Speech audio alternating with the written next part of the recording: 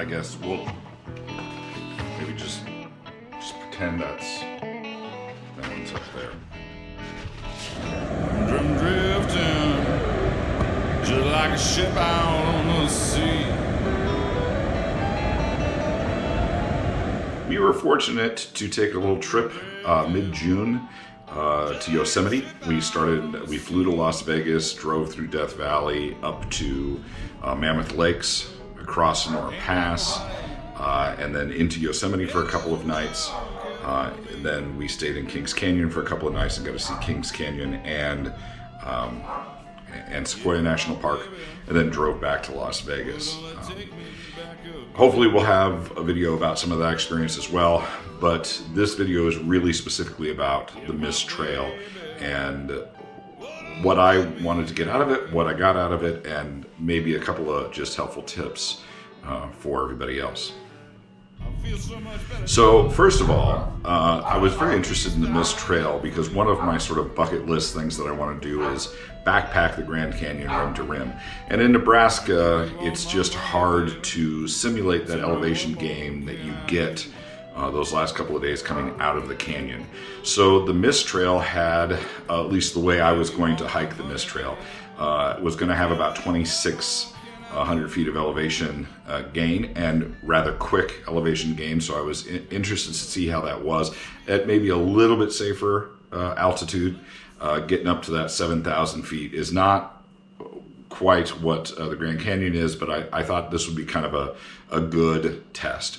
I also like the idea that there were a couple of options, like if I got into this hike and it wasn't a good hiking day, you can get to the top of Vernal Falls, soak that in, and then also return without going all the way up to Nevada Falls. You kind of feel like you have a win even if you don't get all the way to the top.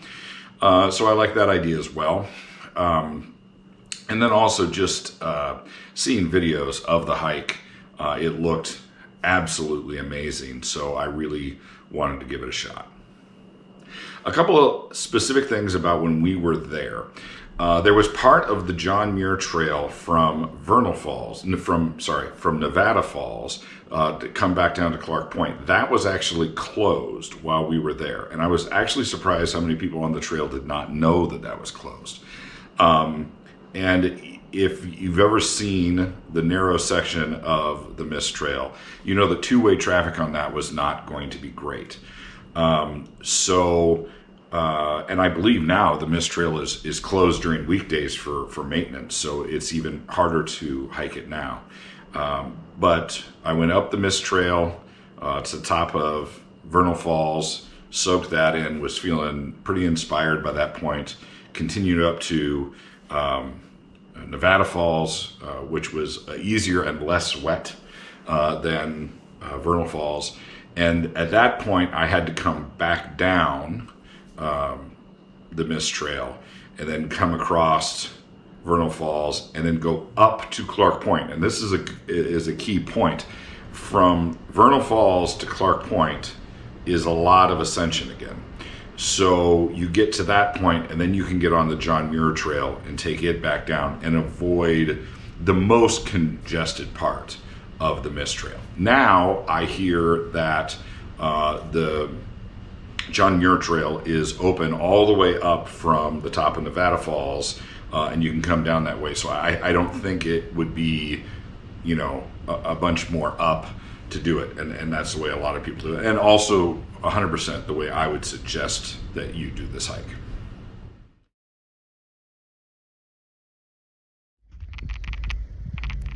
Six o'clock in the morning, Monday, June 18th, walking to the trail that I want to do today, the Mist Trail. We'll see how this is going to go. Getting a early start on the trail is a big plus. I was walking from the hotel at 6:30 in the morning. Not a lot of people out, and I got to see a pretty good sight. There's a bear up here.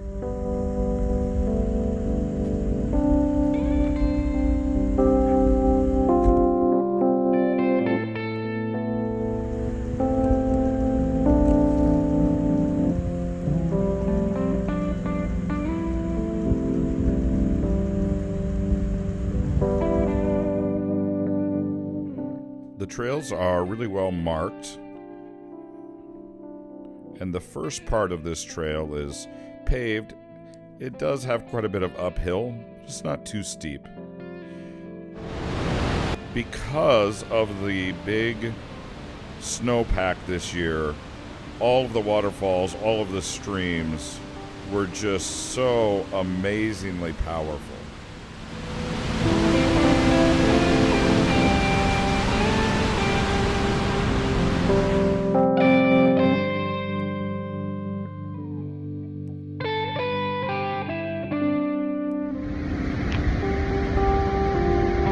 Falls are 1.3 miles. How hard can that be?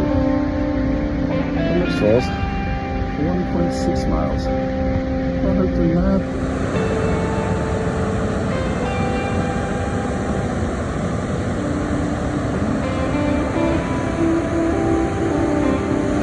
Oh, that's how hard it can be.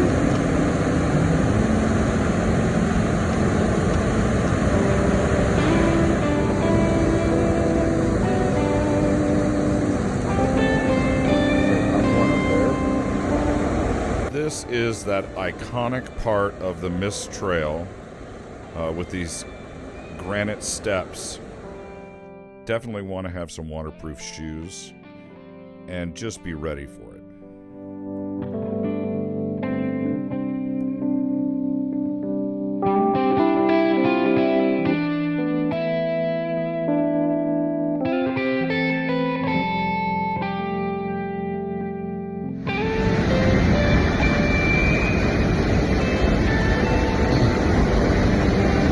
Mist trail my ass. This is a fucking hurricane trail.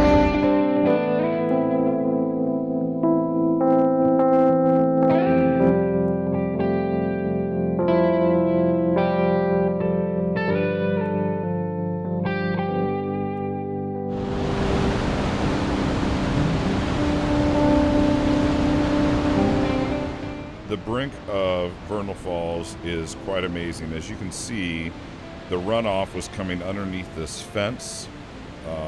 It was just so much water, but so powerful, so cool to see.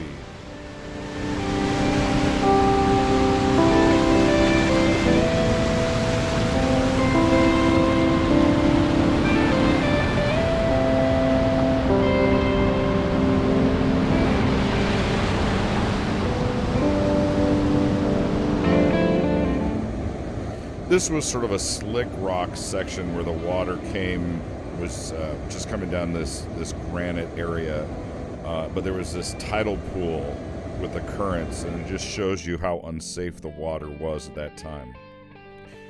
The trail really changes from the brink of Vernal Falls going up to Nevada Falls. It's sort of less engineered, I would say. You don't get as wet. There are a couple of spots where you do need the rain gear again, but overall it's a much drier experience. I also came upon this thing when I was all by myself, and I don't know, something about it just, it just struck me as a very odd structure to see, this sort of water fountain out of a rock that they made clearly years ago.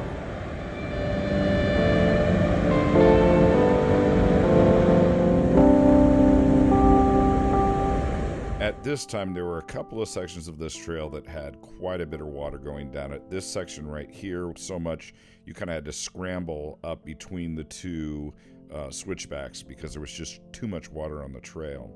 And once you get to the top, just to get to the falls, there was a spot that's coming up here that there were really just, stepping stones there in the back of that shot where you had to walk across those to get to the brink of Nevada Falls.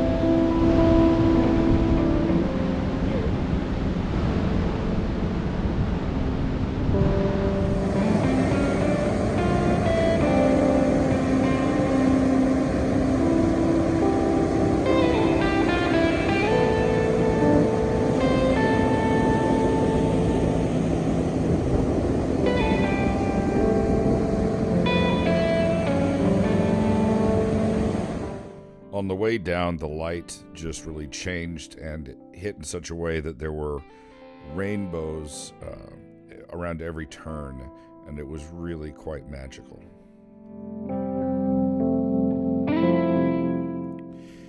This is on the trail up to Clark Point. This actually isn't Clark Point, maybe a better view than Clark Point. And there were so many people that were confused and thought that they had already gotten to Clark Point and were trying to figure out why the trail was continued to go up. I actually thought they were on the wrong part of the trail. This is actually the view from Clark's Point right there.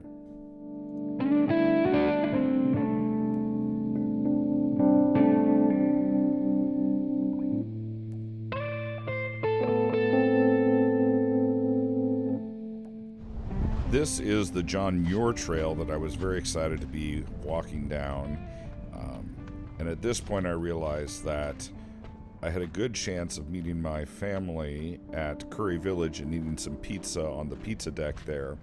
And you can get some intermittent, I have AT&T, some intermittent signal, so I was able to send a text that said, hey, we should meet at noon down there at Curry Village, and they did get it, and so that was awesome.